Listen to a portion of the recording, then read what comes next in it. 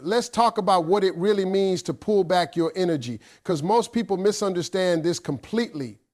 Pulling back your energy is not about playing games. It's not about trying to punish him. It's not about posting things to make him jealous or pretending you don't care when you actually do. Pulling back your energy is about regaining emotional control.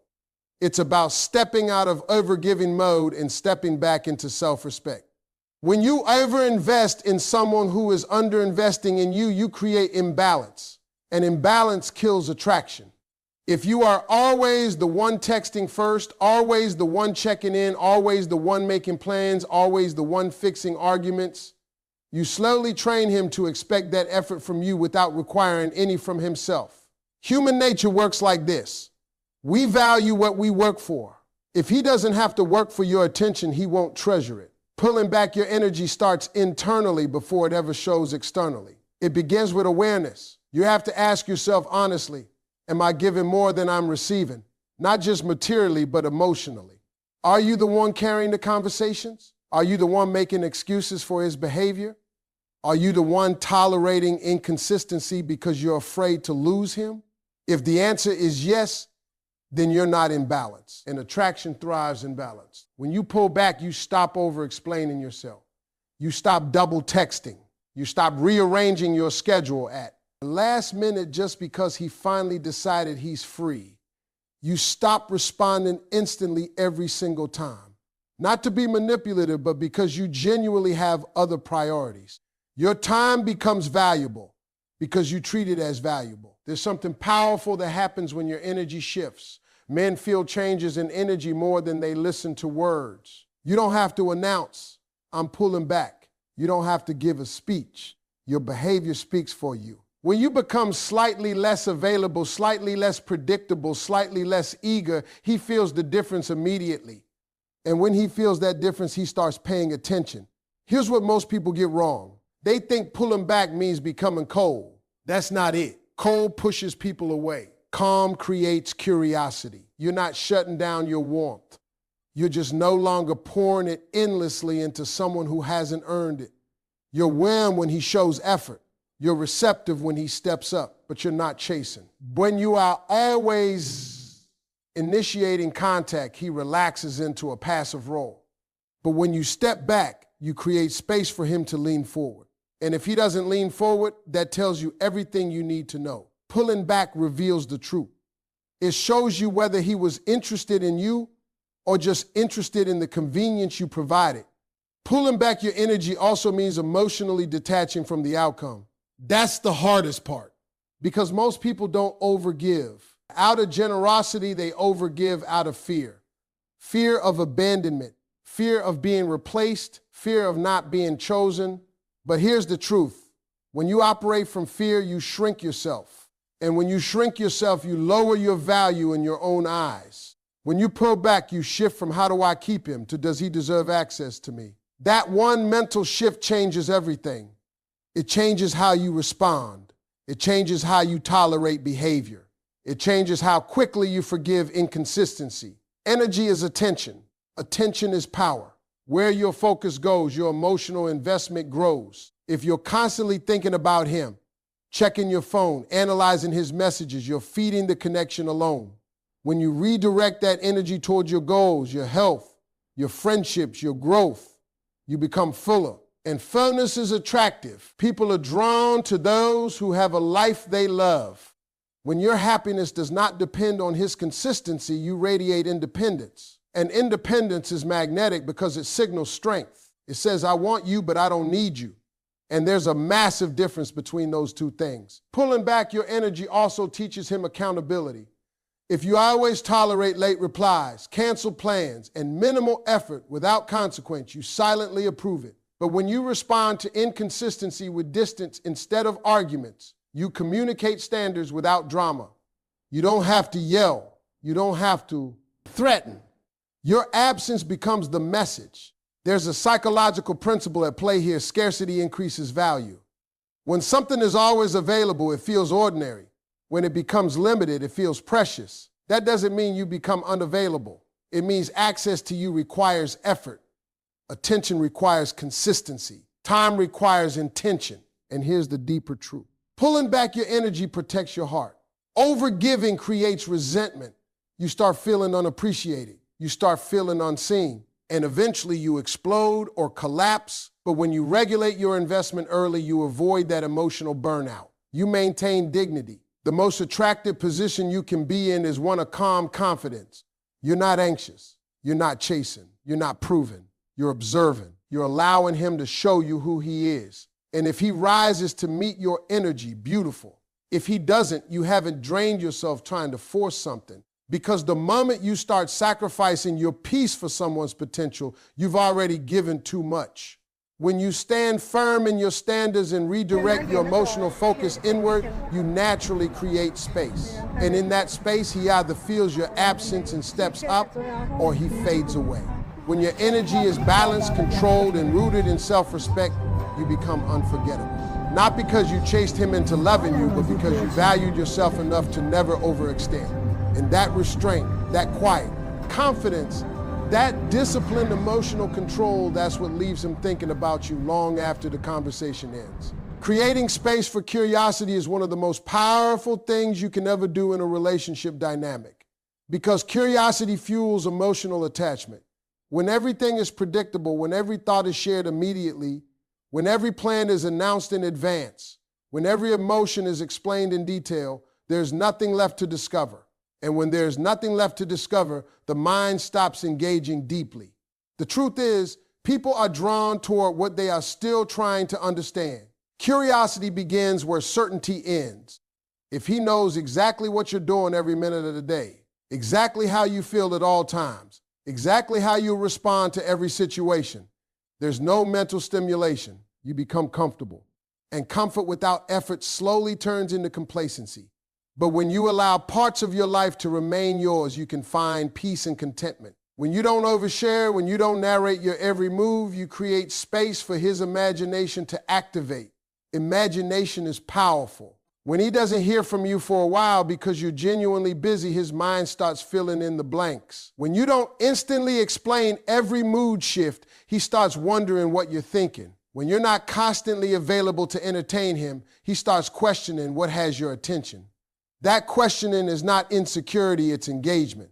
It means he's thinking about you even when you're not there. Creating space does not mean ignoring someone. It means allowing pauses. It means understanding that silence can build tension in a healthy way. When conversations don't drag on endlessly, when there's room to miss each other between interactions, anticipation grows. Anticipation is the spark that keeps attraction alive. Without anticipation, everything feels routine. There's something psychologically compelling about not having complete access to someone. When access is unlimited, effort decreases. When access requires intention, effort increases. If you answer every call immediately, reply to every message within seconds, and always rearrange your schedule to accommodate him, you remove the opportunity for him to pursue. Pursuit is tied to desire. When someone has to move toward you, invest energy, and initiate connection, their emotional involvement strengthens.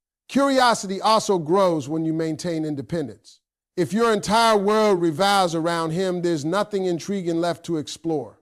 But when you have hobbies, goals, social circles, passions, and ambitions that exist outside the relationship, you become layered. Layers are fascinating. A woman with her own rhythm, her own plans, her own drive naturally sparks interest because she cannot be fully predicted or fully controlled. Predictability may feel safe, but it rarely feels exciting.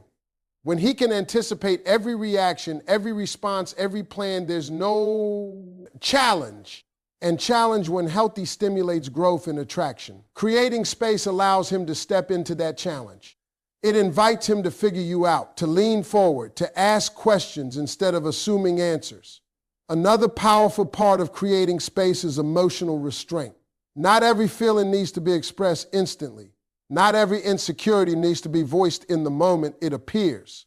When you process your emotions internally first, you respond with clarity instead of impulse. That composure adds depth to your presence. It makes your words carry weight because you're not speaking out of anxiety. You're speaking out of awareness. When he senses that you are emotionally grounded, that you're not reacting dramatically to every small shift, he respects you more. And respect strengthens attraction. Curiosity thrives when someone cannot fully predict your emotional reactions. If he knows that every delayed text will cause panic or confrontation, he relaxes into that pattern. But if you remain calm and centered, he begins to wonder what you're thinking instead of assuming it. Creating space also means not over-validating him constantly. Compliments are beautiful, appreciation is necessary, but over-validation can reduce mystery. When someone is constantly reassured of your feelings, they stop questioning them. When they occasionally have to wonder where they stand, they value clarity more when they receive it. That subtle uncertainty keeps them engaged. Space allows reflection. When you're not constantly in communication, he has time to replay conversations in his mind. He remembers your laugh. He thinks about the way you responded to something. He reconsiders moments. That mental replay builds attachment. Constant contact leaves no room for reflection because everything is happening in real time with no pause. There's also strength in being slightly unavailable. Not unavailable in a manipulative sense, but unavailable because your life is full. When you say, I can't tonight, I have plans, and you genuinely do, you communicate that your time is valuable. Value creates intrigue. If your schedule is always empty and waiting, there's no urgency. But when your presence must be earned and planned for, it becomes meaningful. Curiosity deepens when someone realizes they don't fully own your attention. If he senses that your happiness continues with or without him, he leans in more. Not because he wants control, but because humans naturally invest more where there is something to potentially lose. When you create healthy distance, you remind him that you are a choice, not a guarantee. Space also prevents emotional suffocation. Too much closeness too quickly can overwhelm attraction. Relationships need rhythm, togetherness and separation, conversation and silence, intensity and calm. Without rhythm, everything becomes flat. Creating space restores that rhythm. It allows longing to build between interactions. When you master the art of space, you don't chase reassurance.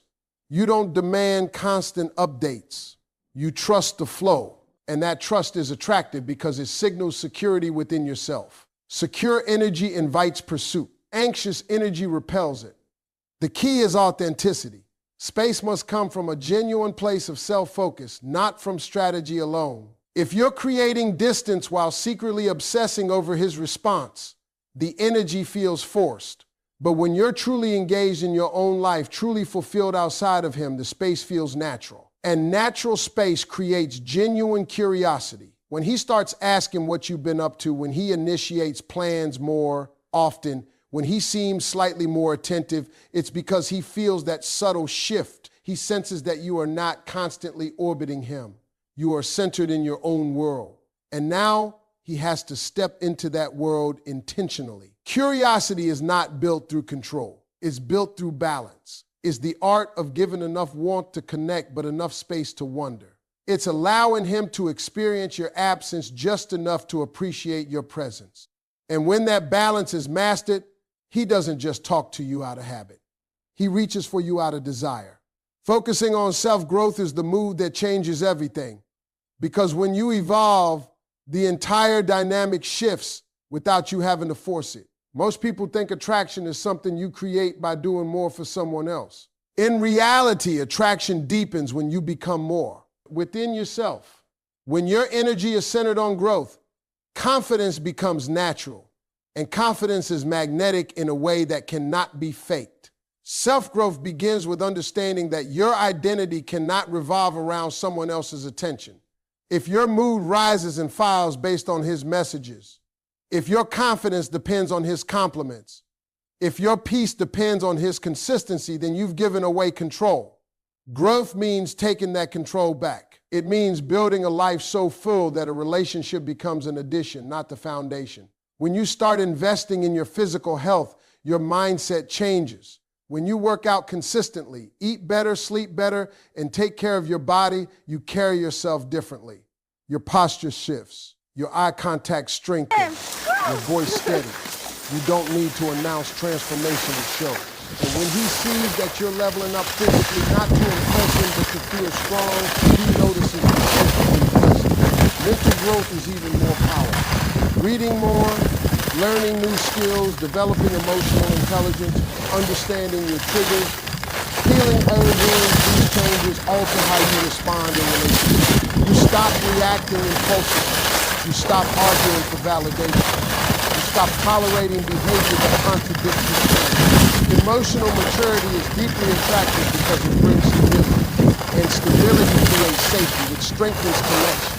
When you focus on your goals, ambition becomes visible. Whether it's career advancement, starting a business, developing a creative talent, or improving financially, purpose radiates. A person with direction carries a different energy than someone waiting to be chosen. When your days are structured around progress, you're less likely to overanalyze texts or obsess over minor inconsistencies. You simply don't have time for that. Productivity reduces insecurity. There's something compelling about someone who is in motion. Stagnation feels heavy. Growth feels alive. When he sees you pursuing something meaningful, you become inspiring. Inspiration builds admiration, and admiration deepens attraction. If he feels like you're rising while standing next to him, he either rises too or feels the distance growing. Either outcome benefits you. Self-growth also strengthens boundaries. When you know your value because you've invested in yourself, you don't negotiate it. You don't chase clarity from someone who is inconsistent. You don't beg for time from someone who isn't prioritizing you. Growth teaches you that attention is earned, not demanded. And that quiet standard shifts the power dynamic naturally. Confidence that comes from growth is different from loud confidence. It's not about arrogance or proving superiority. It's calm. It's steady. It doesn't need constant validation. When you walk into a room and feel secure in who you are, people sense it. He senses it. You're no longer seeking approval. You're offering presence. That shift alone can make someone miss you because they realize your energy isn't easily replaced. Another part of self-growth is expanding your world socially. When you nurture friendships, attend events, explore new environments, and surround yourself with supportive people, your emotional dependence decreases. You're no longer relying on one person to meet all your needs. That balance makes you lighter in relationships. You engage because you want to, not because you need to. And desire is far more attractive than dependency. Growth also involves healing from past emotional wounds. If you've experienced betrayal, abandonment, or disappointment before, those fears can silently influence your behavior. You might cling tighter. You might overgive. You might panic at small signs of distance. But when you consciously work through those patterns, you respond differently. Instead of reacting from fear, you act from clarity. That emotional stability is rare, and rarity increases value. As you grow, your conversations become deeper. You bring new ideas, new perspectives, new experiences to share. You're not repeating the same patterns or rehashing the same insecurities. You evolve, and that evolution keeps the connection dynamic. When someone feels like they are discovering new layers of you over time, interest stays alive.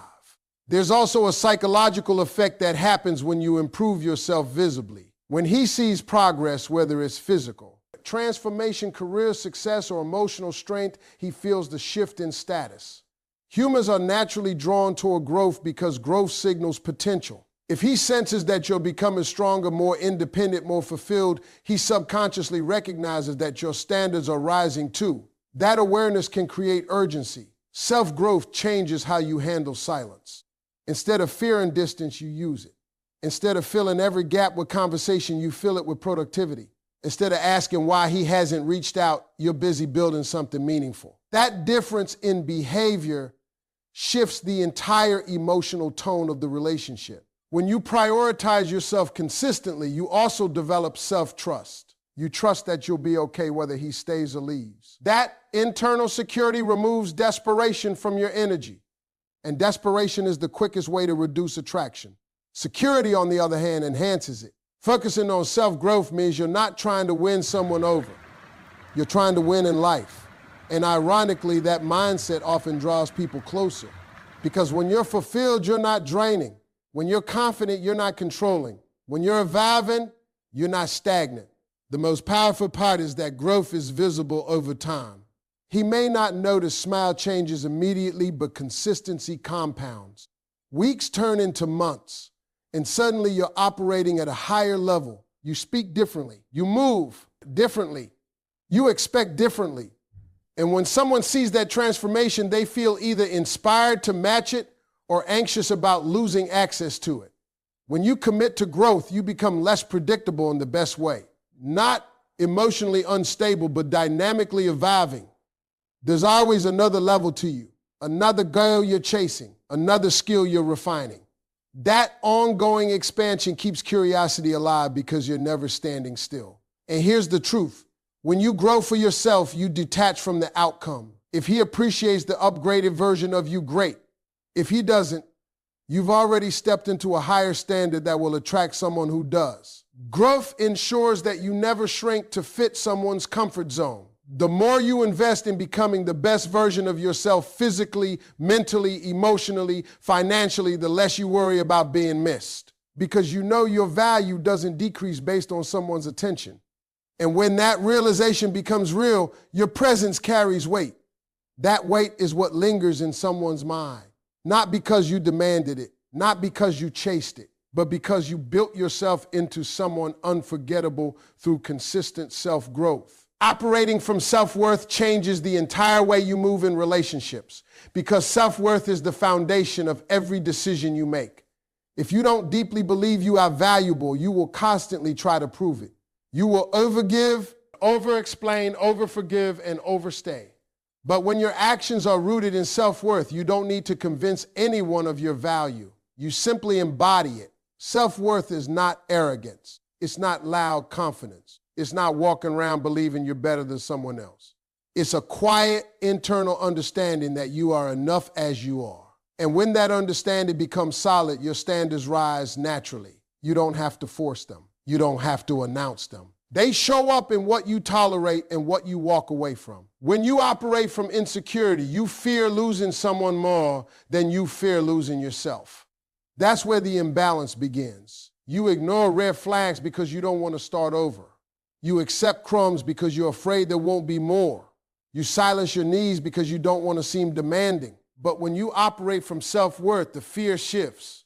You fear abandoning your own standards more than you fear someone leaving. Self-worth teaches you that love should feel mutual. Effort should be reciprocated. Respect should be consistent. If someone is inconsistent with their time, their communication, or their commitment, you don't chase clarity from them. You observe, you evaluate, and if necessary, you distance yourself.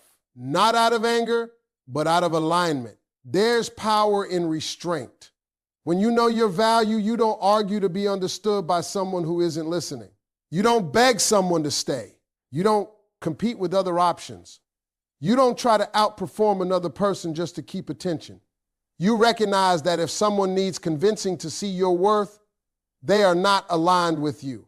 Operating from self-worth also changes how you respond to silence. If he pulls back slightly, you don't panic. You don't spiral into worst-case scenarios. You don't flood his phone with messages seeking reassurance. You remain grounded.